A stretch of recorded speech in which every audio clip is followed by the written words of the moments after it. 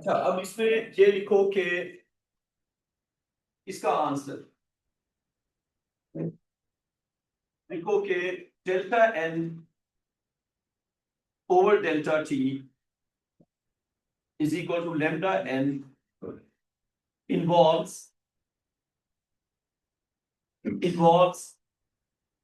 instantaneous। बेटा आप उसमें बात बिल्कुल ना करो। Delta N over delta t is equal to lambda n involves instantaneous rate of decay। ये इन्वॉल्व कर रहे हैं इंस्टेंटेनियस रेट ऑफ डिके। यू लिखो delta N over delta t is instantaneous rate of decay is instantaneous rate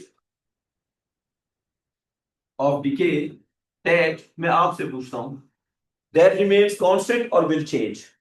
delta N over delta t जो है वो change होता रहेगा। Delta N over delta t is instantaneous rate of decay that will change continuously। that will change continuously। तो delta N over delta t की कोई value अगर आपके पास है तो वो एक इंस्टेंट पे है, फिर वो चेंज हो जाएगी। अच्छा, अब अगर हमने कोई कैलकुलेशन करनी है किसी इंटरवल पे, ड्यूरेशन पे, फिर ये फॉर्मूला यूज नहीं हो सकता। अगर कोई कैलकुलेशन है 5 सेकंड पे, 10 सेकंड पे, किसी इंटरवल पे, फिर ये फॉर्मूला यूज नहीं हो सकता। ये फॉर्मूला सिर्फ एक सिंगल पॉइंट पे यूज होगा। बेटा आगे आ जाओ अब्दुल्ला, अब्दुल्ला यहाँ आ जाओ। अच्छा, ये फॉर्मूला हम यूज कर सकते हैं सिंगल पॉइंट पे, लेकिन इंटरवल पे यूज नहीं कर सकते। रिकॉर्डिंग लगाई हुई थी है नहीं बिकनी आजकल। रिसोर्स बहुत ज्यादा हो गया। रिसोर्स इतना ज्यादा हो गया कि अब रिसोर्स की टीचर की इंपॉर्टेंस नहीं है, रिसोर्स की क्या होगी। इंटरनेट पे इतना कुछ अवेलेबल है, अब कुछ नहीं बिकता। जो अकेडमी मार्ट है उसमें बच्चे आते हैं उनको पहले का लेसन ये एक बच्चा कर चुका है, एक बच्चा कर चुका है। एक बच्चा था मेरी अकेडमी में, उसने पता है क्या किया, बच्चों को कहता है कि मैं आपको रिकॉर्डिंग देता हूँ, क्लास छोड़ दो।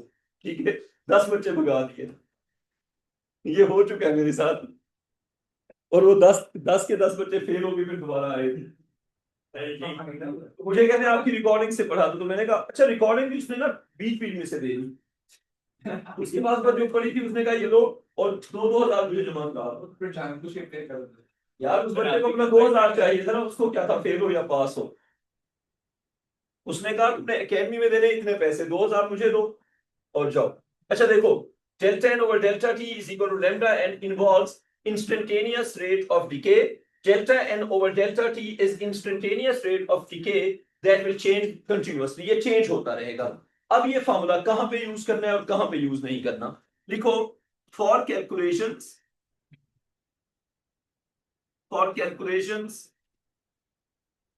over for calculations over an interval of time। अगर आपने कैलकुलेशन करनी है इंटरवल के ऊपर, टाइम का इंटरवल है 5 second, 10 second, 2 minute. For calculations over an interval of time you cannot use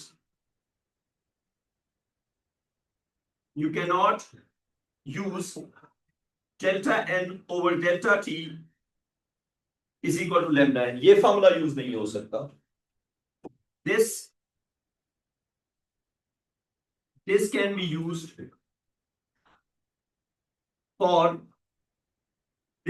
used for an instantaneous calculation। this can be used for an instantaneous calculation। मैं इस बात समझ आ गई। एक इंस्टेंट पे, एक पॉइंट पे कैलकुलेट करना है, फिर ये फॉर्मूला यूज हो सकता है। अच्छा, और दूसरा फॉर्मूला, उसकी कोई लिमिट है या वो हर जगह यूज होगा? वो हर जगह यूज होगा, ये बात देख लो। देखो n over n not, n over n naught e power minus lambda t can be use everywhere. उस फॉर्मूले को आप हर जगह पे यूज कर सकते हैं, यानी कि उस फॉर्मूले की कोई लिमिटेशन नहीं है, हर जगह यूज करो। ये फॉर्मूला सिर्फ कहां पे यूज होगा? एक सिंगल पॉइंट पे। बात समझ आ गई? अच्छा, अब इसके आगे चलते हैं। इसके आगे आप हेडिंग लिखो एक्टिविटी। क्या हेडिंग लिखनी है उमेश? एक्टिविटी। इसकी डेफिनेशन लिखने से पहले ब्रैकेट में लिख लो जी। नहीं लगा रहे? चले मैं आज से इंश्योर करता हूँ। अटेंडेंस रजिस्टर कहाँ पे है? ये लग रही है।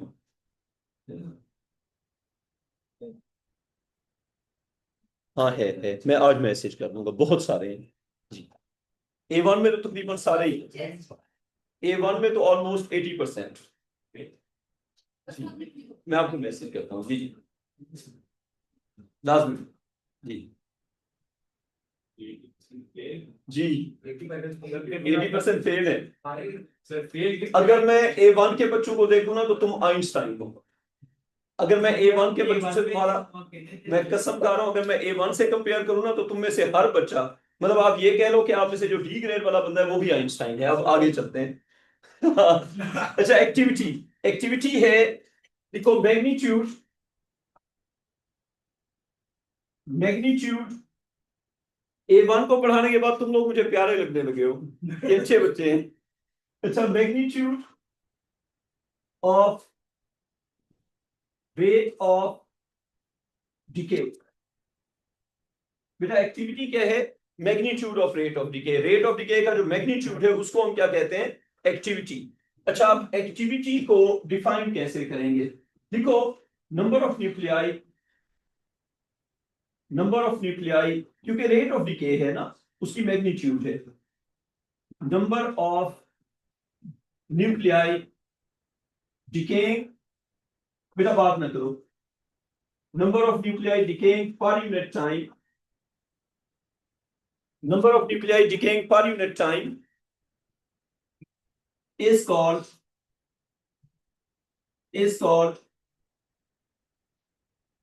activity. So activity is basically delta n over delta t but without sign. It's magnitude of rate of decay. और ये इक्वल किसके होगा फिर? lambda times n के। ये इक्वल किसके होगा? lambda times n के। बेटा आपस में बात ना करो।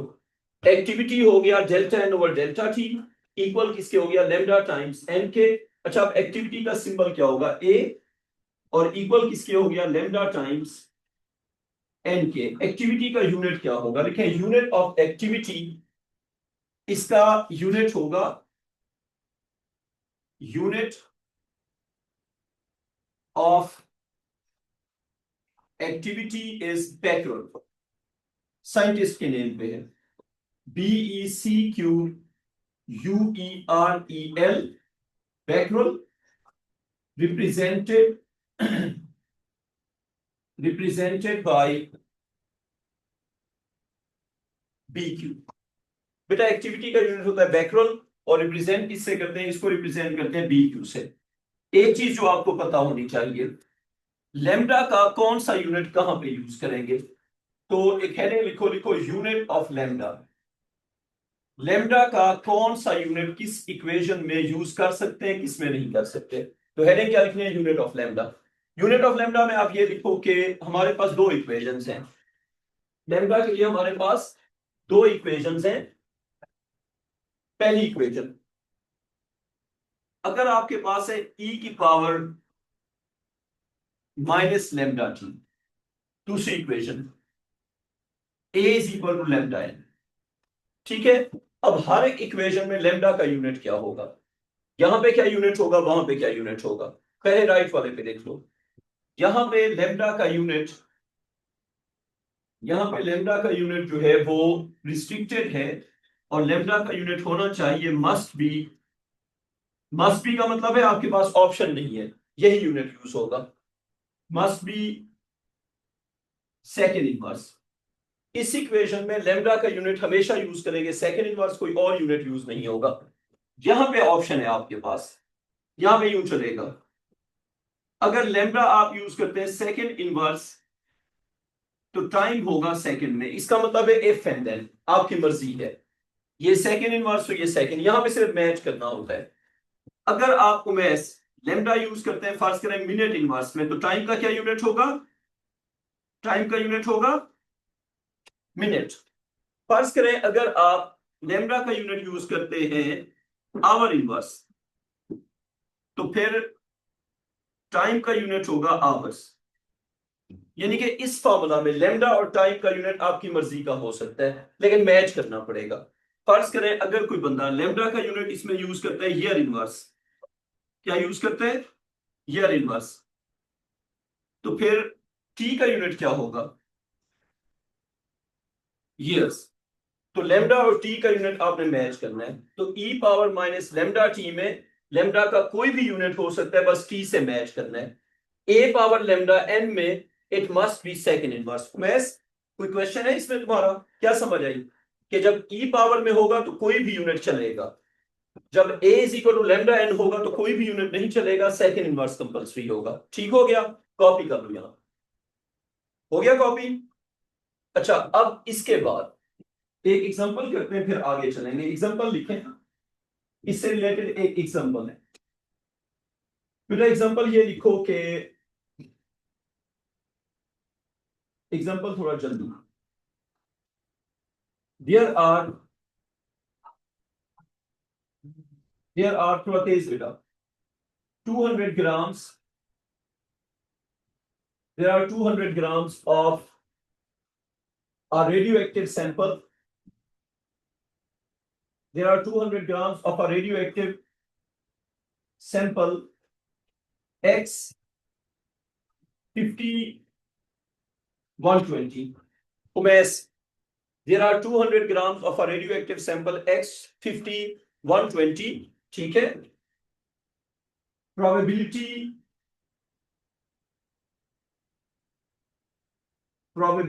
to decay। अब प्रोबेबिलिटी टू डिके या तो होगी पर मिनट, या होगी पर सेकंड, या होगी पर आवर, कुछ ना कुछ आपको गिवन होगा। Probability to decay per minute of x 50 120 is 0.4 minute inverse. इसका यूनिट क्या होता है? Minute inverse. अच्छा, अब अगला काम क्या है? Find activity. हमारा एक्टिविटी को अगर हम आसान जुबान में लिखते हैं, क्या मतलब होगा उसका? Number of nuclei. हाँ, number of nuclei decaying, number of nuclei decaying per unit time. क्या लिखेंगे? Number of nuclei decaying per unit time is the activity. Find activity of the given sample of x 50 120। मोशन इसके steps बताओ, पहला step, दूसरा step, इस तरह। पहला स्टेप क्या होगा? सबसे पहले इक्वेशन लिख ली। अगला स्टेप, ग्राम्स गिवन है, ग्राम्स को कन्वर्ट करेंगे नंबर ऑफ न्यूक्लियस में। ठीक है? जब नंबर ऑफ न्यूक्लियस में कन्वर्ट कर लेंगे फिर फॉर्मूला पुट कर देंगे। ठीक? तो इसकी कैलकुलेशन में सबसे पहले तो देखेंगे फाइंड क्या करना है। तो उमेश फाइंड करनी है एक्टिविटी। क्या फाइंड करना है उमेश? एक्टिविटी। पीछे जो हमने नोट्स लिखे उनको देख के एक्टिविटी का फार्मूला बताओ। क्या फार्मूला था? Activity is equal to lambda n. Lambda को 0.4 यूज कर लेंगे या कन्वर्ट करेंगे? जल्दी से बताओ। लेमडा को 0.4 यूज नहीं कर सकते। क्यों यूज नहीं कर सकते? Because it is minute inverse. Lambda n वाले फॉर्मूले में lambda should be in second inverse. तो सबसे पहले लेमडा मस्ट बी, इसके नीचे लिख लो, lambda must be in second inverse. इस फॉर्मूला में आपकी मर्जी नहीं चलेगी, second inverse is compulsory. Umesh given unit कौन सा है? Minute inverse. हमें कौन सा चाहिए? Second inverse. इस फॉर्मूला में हमेशा सेकंड इनवर्स। अच्छा, अब हम इसकी करते हैं कन्वर्शन। 0.4 मिनट इनवर्स को कन्वर्ट करते हैं सेकंड इनवर्स में। तो लेमडा इज इक्वल टू 0.4। क्या मिनट इनवर्स को हम 1 ओवर मिनट लिख सकते हैं? जल्दी से बताओ। मिनट इनवर्स को क्या लिख सकते हैं? 1 ओवर मिनट। और मिनट की जगह हम सेकंड्स अगर पुट करते हैं तो कितना आ जाएगा? 0.4 1 ओवर 60। और यूनिट क्या हो जाएगा? सेकेंड्स। तो ये बन जाएगा लैम्डा इज इक्वल टू 0.4/60 और क्या बन जाएगा सेकेंड इनवर्स। आगे समझ, इसको एज इट इज छोड़ सकते हैं, ठीक है। अब मुझे बताओ एन कैसे मिलेगा। अगर मैं एन कैलकुलेट करने का आपसे मेथड पूछूं, अच्छा पेपर में ना मार्क्स स्कीम में दो मेथड्स की मान होते हैं, मे भी मैं आपको एक मेथड कराऊं, मार्क्स स्कीम में दूसरा मेथड हो, मैं दोनों मेथड यहां पे लिख देता हूं। एन फाइंड करने के पेपर में दो मेथड्स होते हैं। पहला मेथड वही जो आप केमिस्ट्री में करते हैं, मोल्स वाला मेथड। मोल्स वाला मेथड क्या होगा, 200 ग्राम्स और कितना है 120 मोल्स बना के एवोगैड्रो नंबर से मल्टीप्लाई करो, यूं लिख लो n is equal to m/mr।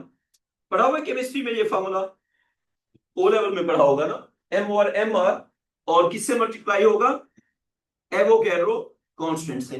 तो इससे आपको नंबर ऑफ मॉलिक्यूल्स या नंबर ऑफ एटम्स या नंबर ऑफ न्यूक्लियस मिल जाएंगे। तो number of nucleus can be given as, Umesh बताते जो 120 200, बताओ उमेश 200 ग्राम्स है ना, डिवाइड किससे होगा, 200 ग्राम डिवाइडेड बाय mr कितना है 120, 120 से होगा डिवाइड, और उमेश मल्टीप्लाई किससे होगा 6.02 into 10 power 23। This is one of the methods, may be exam में मार्क्स स्कीम में ये गिवन हो या अल्टरनेट मेथड गिवन हो। अल्टरनेट मेथड क्या है वो भी आपको आना चाहिए, क्योंकि जब आप मार्क्स स्कीम देखेंगे तो कंफ्यूज हो जाएंगे। समझ आ गई बात। नंबर ऑफ न्यूक्लियाई फाइंड करने का एक मेथड ये हो गया। What is the alternate method, alternate method ये है, मुझे बताएं कि म्यू की वैल्यू क्या होती है। कोई बच्चा अगर म्यू की वैल्यू बता दे 1.66 into 10 power -27 kg। ग्राम्स में क्या होगा, ग्राम्स में 1.66 10 पावर -24 ग्राम्स। एक बार देख लो। So this is value of mu, this value of mu. ये एक मेथड था, अब हम अल्टरनेट मेथड लिख रहे हैं। ये मैंने म्यू की वैल्यू लिख ली। अब मुझे बताएं एक्स के एक न्यूक्लियस का मास कितना होगा 120 म्यू, क्या ख्याल है 120 म्यू, और म्यू की जगह पे हम ग्राम्स में उसकी वैल्यू लिख सकते हैं 1.66 into 10 power -24 grams is 1 nucleus. ये बात समझ लो फिर बेटा, दोनों से सेम आंसर आता है। आप ये करो या ये करो, एग्जामिनर को फर्क नहीं पड़ता। इसके भी फुल मार्क्स मिलेंगे, उसके भी फुल मार्क्स मिलेंगे। सो दोनों कैलकुलेशन से आपको सेम आंसर मिलेगा। ये समझ आ रही है कि क्या कर रहे हैं, एक एटम का या एक न्यूक्लियस का हमने मास लिख दिया, क्या होगा 120 उसका एमआर था ना, 120 टाइम्स म्यू, ठीक है, इज 1 न्यूक्लियस। और आपको ग्राम्स गिवन कितने हैं 200 ग्राम्स इज एन, ठीक है, इससे आपको एन मिल जाएगा। एक काम करो, दोनों मेथड एक बार देख लो। हाँ बच्चों, दोनों मेथड आगे समझ, ठीक है। तो आप इससे भी कर सकते हैं और आप इससे भी कर सकते हैं। उमेश तुम्हें आगे दोनों मेथड समझ, एन का आंसर सेम आ जाएगा। आप इससे करें या इससे करें। अच्छा मैंने दोनों मेथड लिखवाए क्यों है, कॉमन ये वाला होता है, लेकिन मार्क्स स्कीम में कभी कभी ये गिवन होता है, तो बंदा कहते हैं ये क्या हो गया, ठीक है, दोनों का पता होना चाहिए। अच्छा अब activity is equal to lambda की जगह क्या लिखेंगे 0.4 या 0.4/60, क्या कहते हो 0.4/60, क्योंकि सेकंड में चलेंगे ना। तो 0.4/60 और यूनिट क्या है इसका सेकंड इनवर्स। तो 0.4/60 और यूनिट क्या हो गया इसका सेकंड। हाँ बताओ। तो बेटा हमें नंबर ऑफ न्यूक्लियाई चाहिए, वो 200 ग्राम जब था, आपको कौन सा चाहिए, हमें 200 ग्राम को न्यूक्लियस में कन्वर्ट करना है, ठीक है। अच्छा मुझे ये बताओ, इस क्वेश्चन में हम कितने एन फाइंड कर सकते हैं। क्या हम एक्टिविटी उसी वक्त फाइंड कर रहे हैं ना जब 200 ग्राम उसका मास था, समझ आ गई बात। तो 200 ग्राम पे ही फाइंड कर रहे हैं। अगर आपको कंफ्यूजन हो रहा है तो ये लो, आप खुश, ठीक है बेटा, आप ए नॉट लगाओ या ना लगाओ फर्क नहीं पड़ता, मुझसे ना मैं तुम्हें क्या कहूं। अच्छा ए इज इक्वल टू 0.4/60। अब आगे हो जाएगा 200 डिवाइडेड बाय, बच्चों आपको तो इसमें कंफ्यूजन नहीं हुई ना, आप ए नॉट लगा दें ना लगा दें, आपने 200 ग्राम पे कैलकुलेशन करनी है, ठीक है। तो जब उसका मैथ था 200 ग्राम, उस वक्त एक्टिविटी क्या होगी? मैथ चेंज होगा, एक्टिविटी चेंज हो जाएगी। तो 200 ओवर 120 इंटू 6.02 इंटू 10 पावर 23। हमारे तुम्हें आ गई समझ? आंसर बताओ क्या आ गया? आंसर बताओ जल्दी बच्चों, answer. Calculator answer. Musa, Zuaib, आपको आई समझ? अब्दुल्ला, आंसर जल्दी बताओ। आमना बेटा answer. 0.4 over 60 into 200 over 120 into 6.02 into 10 power 23। Calculator लेके बैठो। 6.68 into, ठीक है, 6.68 into 10 पावर 21। और यूनिट बताओ इसका? बैकरल। अच्छा एक और बात, बैकरल को अगर हम बेस यूनिट्स में लिखते हैं क्या होगा? बताओ जरा। Becquerel in base units, Becquerel in base units is second inverse. हाँ बेटा, कोई क्वेश्चन है इसमें? कर लिया यहां तक? कर लो, कॉपी कर लो जल्दी। अच्छा, अब एक अगली हेडिंग लिखो बेटा, आवाज ना करो। अगली हेडिंग लिखो, लिखो हाफ लाइफ। हाफ लाइफ की हेडिंग दो। हाफ लाइफ आपने ओ लेवल में पढ़ा हुआ है, ठीक है, ए लेवल में भी सिलेबस में है। लिखे हाफ लाइफ, जल्दी जल्दी। हाफ लाइफ ऑफ, आवाज ना करो बेटा, natural radio active decay. O level में हाफ लाइफ का क्या सिंबल था? जो ओ लेवल में था अभी भी वही होगा। हाफ लाइफ का जो सिंबल ओ लेवल में था अभी भी वही होगा। क्या सिंबल था? T subscript 1/2। This is symbol for half life. Half life of a natural radioactive decay. Heading दे दो, फिर आगे चलते हैं। ये हेडिंग। अच्छा, अब हाफ लाइफ को डिफाइन क्या करेंगे? Time taken, time taken for half for half of the initial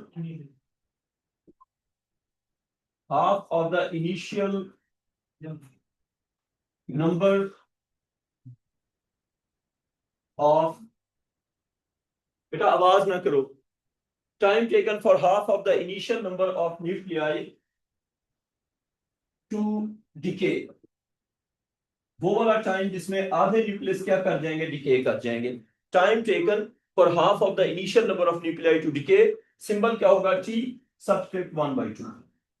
heading लिखो, रिलेशन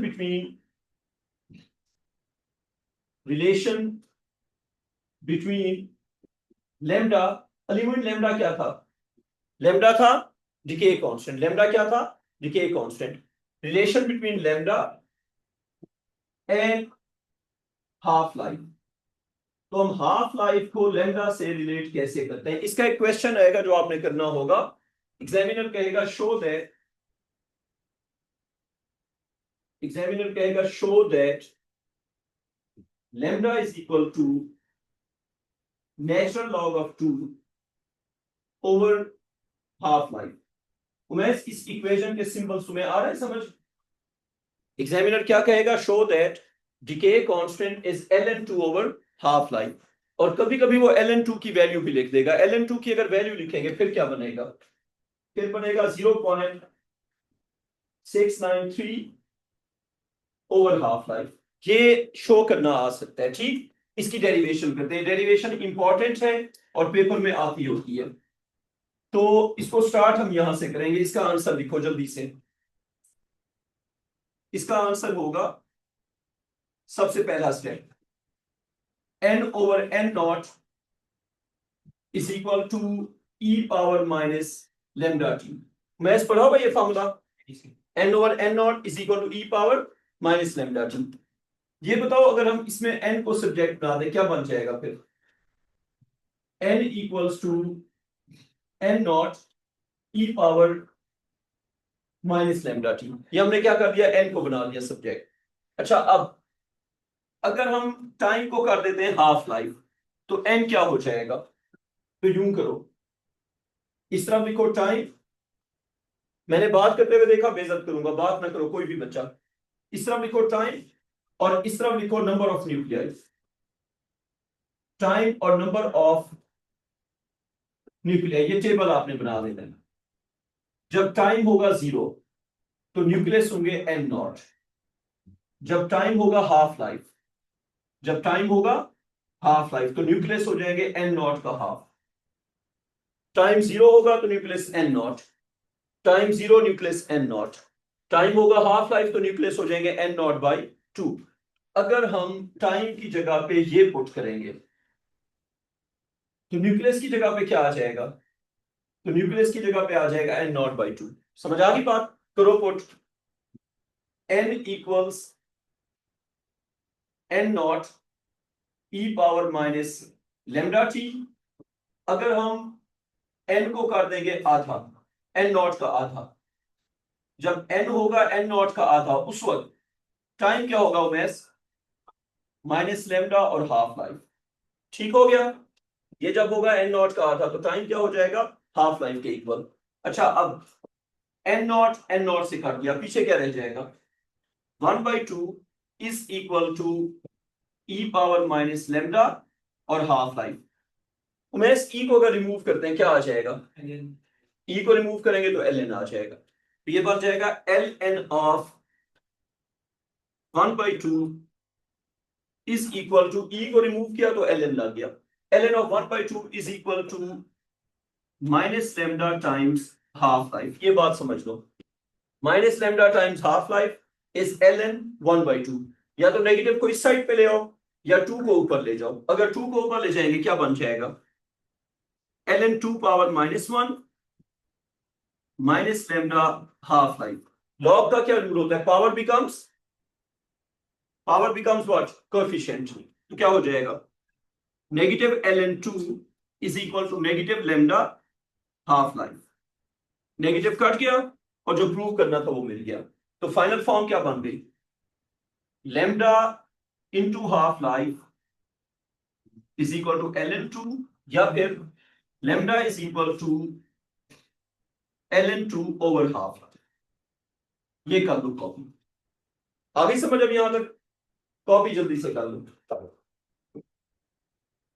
मैथ्स में ये समझ? जी सर। तो आखिर में क्या बन गया कि डिके कांस्टेंट जो है वो किसके इक्वल होगा? ln 2 ओवर हाफ लाइफ के इक्वल। ये कॉपी कर लो जल्दी से। उसके बाद कभी कभी ऐसा होता है कि हम नेचुरल रेडिएशन को एनर्जी के लिए यूज करते हैं, पावर के लिए यूज करते हैं। उसकी आप हेडिंग लिखें यूजिंग,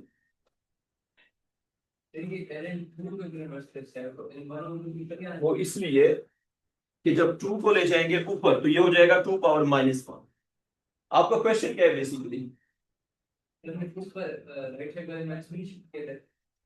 फर्क नहीं पड़ता, मेरी बात सुनो, ये सारा हो गया ना। इससे तुम किस स्टेप में कंफ्यूज हो? इसमें किसमें? इस वाले में देखो ln 1/2 माइनस लेमडा टी, ई खत्म हो जाएगा, माइनस लेमडा टी हो गया और 1/2 का ln हो जाएगा। अब जो 2 है ये चला जाएगा ऊपर। ठीक है, तो क्या बन जाएगा? 2 की पावर माइनस 1 और पावर बन जाती है कोएफिशिएंट। ठीक है। अच्छा, अब लिखें using a natural radioactive source, using a natural radioactive source, using a natural radioactive source as a fuel। ये बात समझ लो, using a natural radioactive source as a fuel. यहां पे फिशन या फ्यूजन की बात नहीं हो रही, यहां पे बात हो रही है नेचुरल रेडिएशंस की। फर्ज करें किसी सैटेलाइट के अंदर, स्पेसशिप के अंदर, सबमरीन के अंदर अगर हम किसी नेचुरल रेडिएशन वाले सोर्स को यूज करते हैं एज अ फ्यूल तो उसकी मैथमेटिक्स क्या होगी? हेडिंग दे दी। तो natural radioactivity as a fuel, इसमें कुछ चीजें हैं जो आपको पता होगी। तो ये पहली चीज लिखें, energy due to decay of one nucleus। मेरा आपसे क्वेश्चन है, गिवन सैंपल में न्यूक्लियस टू न्यूक्लियस एनर्जी हर बार डिफरेंट होगी या हर बार सेम होगी? मैं क्वेश्चन रिपीट करता हूं। फर्ज करें हम नेचुरल रेडिएशन की बात करते हैं, यूरेनियम की बात करते हैं या कोई भी सोर्स है, हर बार जब वो डिके करेगा एनर्जी एक जितनी होगी या हर बार डिफरेंट होगी? क्या कहते हो? ओ लेवल में क्या सीखा था? एनर्जी हर बार सेम होती है। So the assumption is that जब भी एक नेचुरल रेडियोएक्टिव सोर्स डिके करेगा हर न्यूक्लियस से सेम एनर्जी निकलेगी। जितना एनर्जी पहला न्यूक्लियस देगा उतना दूसरा देगा, उतना 10वां देगा, उतना 1000 देगा। सो गिवन सैंपल के अंदर कोई भी न्यूक्लियस जब डिके करेगा तो इंडिविजुअल न्यूक्लियस की एनर्जी हम इज्यूम करते हैं कि सेम होती है। तो energy due to decay of one nucleus is E and this E is constant. सबसे पहले ये बात देखिए और समझ भी लो, यानी कि एक न्यूक्लियस जब डिके करेगा तो हर बार उतनी ही रेडिएशन निकलेगी। अब लिखो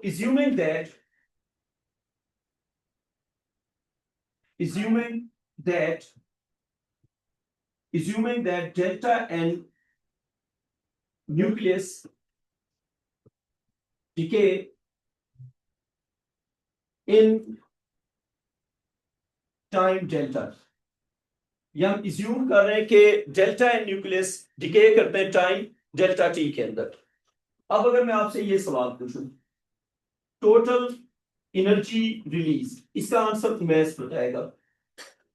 उमेश जब डेल्टा एन न्यूक्लियस डिके करेंगे तो टोटल एनर्जी कितना रिलीज होगी?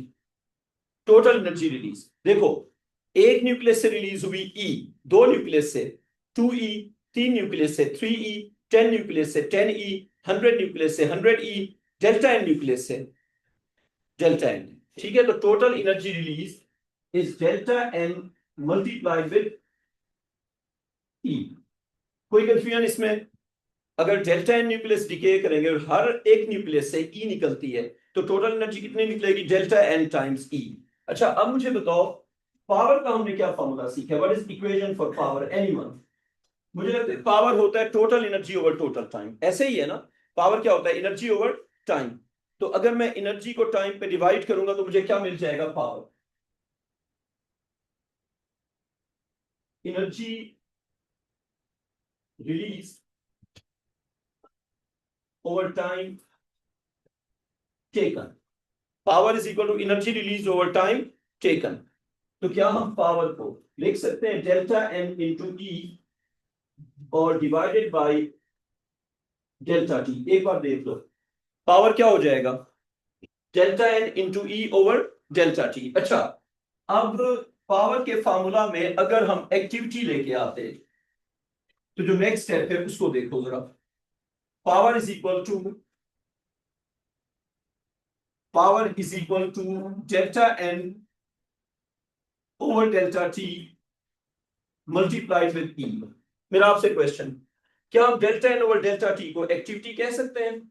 यस और नो? देखिए delta N over delta t, यहां तक आ गई समझ? Total energy over time. तो delta N over delta t क्या होता है? Number of nuclei decaying per unit time is the activity. तो हमें एक फार्मूला मिल गया, वो ये कि अगर हम एक्टिविटी को मल्टीप्लाई करते हैं energy due to one decay के साथ तो हमें पावर मिल जाएगी। सो पावर बिकम्स, एक रेडियो एक्टिव सैंपल हमें कितना पावर देगा? इट डिपेंड्स ऑन एक्टिविटी और मल्टीप्लाई किससे हो जाएगा? Energy due to one decay से। बात समझ आ गई यहां तक? इस फॉर्मूला से एक और चीज भी प्रूव हो गई, अगर कैपिटल ई कांस्टेंट है तो पावर और एक्टिविटी का आपस में क्या रिलेशन हो गया? कैपिटल ई क्या है? कांस्टेंट। तो पावर जो है वो एक्टिविटी के साथ कैसे रिलेट हो गई? अली मुइन, पावर और एक्टिविटी क्या रिलेशन बन गया? Power has a direct proportion with the activity. Power has a direct proportion with the activity. तो जितना एक्टिविटी इंक्रीज करेगी डिक्रीज करेगी, जैसे भी चेंज होगी पावर भी साथ चेंज होगी। एक्टिविटी के डिक्रीज करने के साथ साथ पावर भी क्या हो जाएगी? समझ आ गई यहां पे बात? अच्छा, अब इससे रिलेटेड एक एग्जांपल लिखनी है आपने, फटाफट एग्जांपल लिखो जल्दी से। एग्जांपल ये है कि एक एग्जांपल लिखनी है जल्दी से। एग्जांपल ये है कि a sample x 70-150 decays in such a way, थोड़ा तेज लिखना है, decays in such a way, a simple X7150 decays in such a way that its one nucleus